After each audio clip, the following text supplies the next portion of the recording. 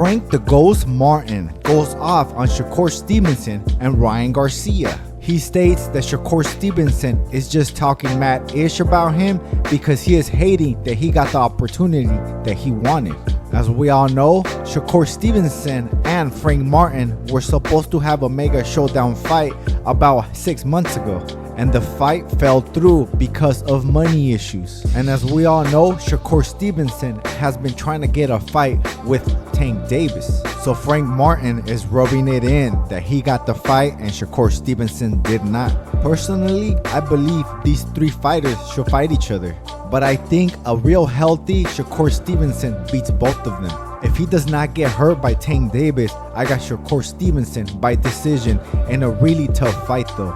But I am not sleeping on Frank Martin because I know Tank Davis brought in Shushu Carrington, and Shushu is a hell of a fighter and will help him beat Frank Martin. But just because you brought in a great sparring partner does not mean you are going to beat Frank Martin. Just look at Kambosos. He was Manny Pacquiao's sparring partner, and Kambosos has not been looking too good lately. And I always thought Frank Martin was similar to Shakur Stevenson, but Frank Martin got some pop, so he can't take you out of there. And Tank Davis already sparred with Frank Martin, and I heard Frank got the best of him. And I know sparring is sparring, and it really doesn't mean anything when you are under the lights. But Tank Davis got real true one-punch knockout power, and Shakur Stevenson will just outbox you and punish you with an accumulation of punches. They will eventually wear you out, but he does not have one-punch knockout power or even the kind of power that Frank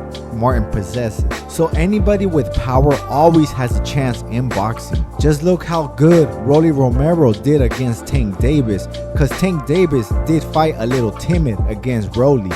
And I believe Rolly was offered the Frank Martin fight before, but he did not want to take it. I wonder why. But I do understand that Frank Martin started a little late. I think he started when he was 17. Now that is less experience, but it's also less wear and tear. Now he also goes hard on Ryan Garcia, no Meek Mill, because Ryan Garcia and Frank Martin are in the same stable. They're both trained by Derrick James. So Ryan Garcia makes a bet for Tank Davis to knock out Frank Martin of $1 million.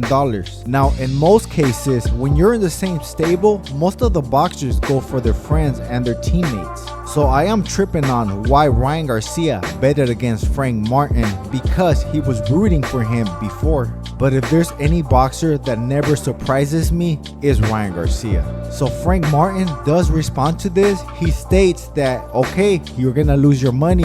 Now I don't know about that, but you never know. There is no rehydration clause in this fight. But in the past few weeks, there was rumors that they did try to put a rehydration clause, but a lot of people gave them backlash and they just never went through with the rehydration clause because they had already signed the contract. And that is fair. If you sign the contract, then the rules are already set. But Tank Davis could actually probably make 130, so he is fighting already at a bigger weight at 135, I believe. But I still think he's special enough to go fight at 140. Now I think he is special, but not Manny Pacquiao or Floyd Mayweather special. And just because you're special doesn't mean you can lose, because Manny Pacquiao, I believe, has 8 losses. And Floyd Mayweather is just a rare fighter. You do not see those fighters maybe once in every 100 years. But boxing is gonna be living forever. It's gonna keep going on even after we pass away. So who knows what kind of fighters will be in maybe even 100 or even 1,000 years from now. Who knows? Subscribe and share the video. Let's go, champ!